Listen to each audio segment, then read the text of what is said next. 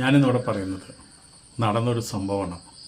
കൃഷ്ണ ഗുരുവായൂരപ്പ ഗുരുവായൂർ അമ്പലത്തിൽ ആദ്യകാലങ്ങളിൽ നടന്നൊരു സംഭവം ഉണ്ടായിട്ടുണ്ട്.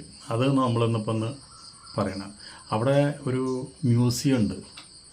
മേപ്പത്തൂർ ഓഡിറ്റോറിയത്തിൻ്റെ സൈഡിൽ അവിടെ നാളികേരമൊക്കെ വിൽക്കാൻ വയ്ക്കുന്ന ഒരു സ്ഥലമുണ്ട്. അതിൻ്റെ അടുത്ത് തന്നെ ഒരു മ്യൂസിയം ഉണ്ട്. അപ്പോൾ ദേവസ്വം ബോർഡാണ് നടത്തുന്നത്. അവിടെ ഫ്രീ ആയിട്ട് നമുക്ക് മ്യൂസിയം കാണാൻ കയറാം. അവിടെ കയറി ചെന്നാൽ അവിടെ കൊമ്പ് മുളച്ചിട്ടുള്ള ഒരു നാളികേരം ഇരിക്കുന്നത് കാണാം. അപ്പോൾ നാളികേരത്തിന് കൊമ്പോ എന്ന് നമ്മൾ ചിന്തിക്കും. അതിനൊരു ചരിത്രമുണ്ട് അങ്ങനെ കൊമ്പ് വരാനായിട്ട്. അപ്പോൾ ഗുരുവായൂർ ദേശത്ത് നമ്മുടെ മമ്മിയൂർ എന്ന് പറയുന്ന സ്ഥലത്ത് വർഷങ്ങൾക്ക് മുമ്പ്, കുറേ വർഷങ്ങൾക്ക് മുമ്പ് അവിടെ വലിയൊരു കേര കർഷകൻ ഉണ്ടായിരുന്നു.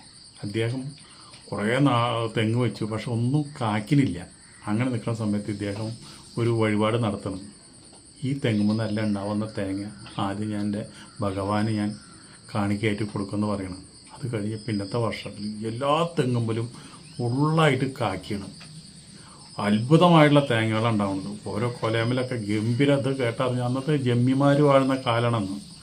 അപ്പോൾ അങ്ങനത്തെ കേട്ടറിഞ്ഞ അവിടുത്തെ ജമ്മി വന്നു. ജമ്മി നോക്കിയപ്പോൾ പിന്നെ നാളേരം ഇങ്ങനെ അങ്ങോട്ട് നിൽക്കാം. നല്ല അസല് ഭംഗിയുള്ള നാളേരം. അപ്പോൾ പറഞ്ഞു, ഈ നാളേരെല്ലാം വെട്ടി എൻ്റെ വീട്ടിലേക്ക് എത്തിക്കുക എന്ന് പറഞ്ഞു. അപ്പോൾ അന്ന് ജമ്മിമാർ പറഞ്ഞു കേൾക്കാണ്ടിരിക്കാൻ പറ്റില്ല. അപ്പോൾ പറഞ്ഞു, ഈ കർഷകൻ കരഞ്ഞിട്ട് പറഞ്ഞു, അതേ എനിക്ക് ഒരു നാളേരം പോലും ഉണ്ടാവാണെന്നില്ല. ഈ നാളേരം മുഴുവൻ ഞാൻ ഭഗവാന് കൃഷ്ണന് കൊടുക്കാമെന്ന് ഞാൻ തീരുമാനിച്ചിട്ടുള്ളതാണ്. അപ്പോൾ അതുകൊണ്ട് ഇനി ഉണ്ടാകുമ്പോൾ തരാം, അത് കൊടുക്കണം എന്ന് പറഞ്ഞു. അപ്പോൾ പറഞ്ഞു, അത് ശരിയാവില്ല. നിൻ്റെ കൃഷ്ണൻ്റെ നാളേരത്തിന് എന്താ പോലെ കൊമ്പുണ്ടോ കൊടുക്കാനായിട്ട്? നീ ആദ്യം ആ നാളേരം മുഴുവൻ വെട്ടി എൻ്റെ വീട്ടിൽ കൊണ്ടിടും, ബാക്കി നമുക്ക് പിന്നെ അന്വേഷിക്കാമെന്ന് പറഞ്ഞു.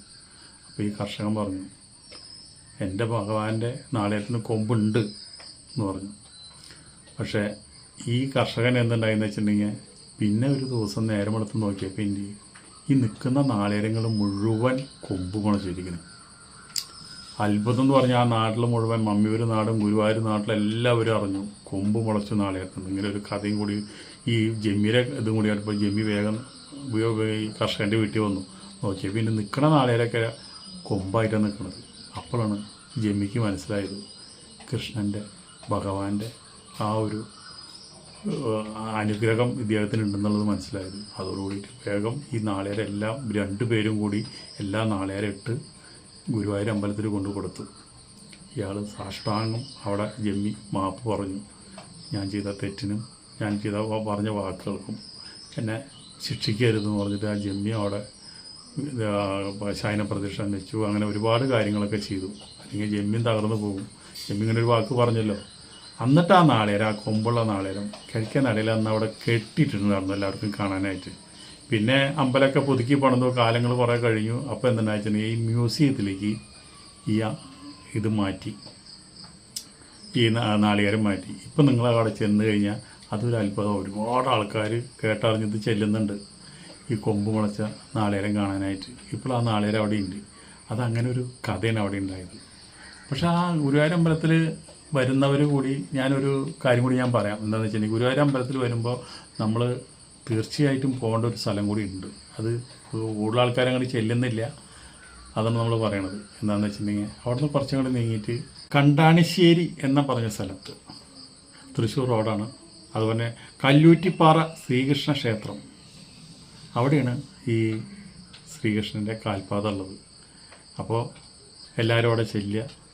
അപ്പോൾ അവിടെ ഒരുപാട് കണ്ടാൽ നല്ലൊരു സ്ഥലമാണ്. അത് നല്ല വൈബുള്ളൊരു സ്ഥലമാണ്. ശരിക്കും ഇത്രയും നല്ല നമ്മുടെ കൃഷ്ണൻ്റെ കാൽപാദം അവിടെ ഉണ്ടെന്നാണ് പറയുന്നത്. ആ കാൽപാദം നമ്മളവിടെ പോയി കാണാം. ആ കാൽപാദം പോയി അവിടെ നമുക്ക് തൊഴകാം. നല്ല ഐശ്വര്യമുള്ളൊരു പാറയുടെ മുകളിൽ ഈ അമ്പലം നിൽക്കുന്നത്. അവിടെ ഒരു താമരക്കുളമുണ്ട്. ആ താമരക്കുളത്തിൽ എന്ന് വെച്ചിട്ടുണ്ടെങ്കിൽ 2-4 ആൾ താഴ്ചയുള്ളൊരു താമരക്കുളമാണ്. എത്ര വേനൽ വന്നാലും ആ വെള്ളം പറ്റില്ല. അങ്ങനെ ഭയങ്കര അത്ഭുത സിദ്ധിയുള്ള ഒരു അമ്പലം അത്. പലർക്കും അറിയില്ല അത്.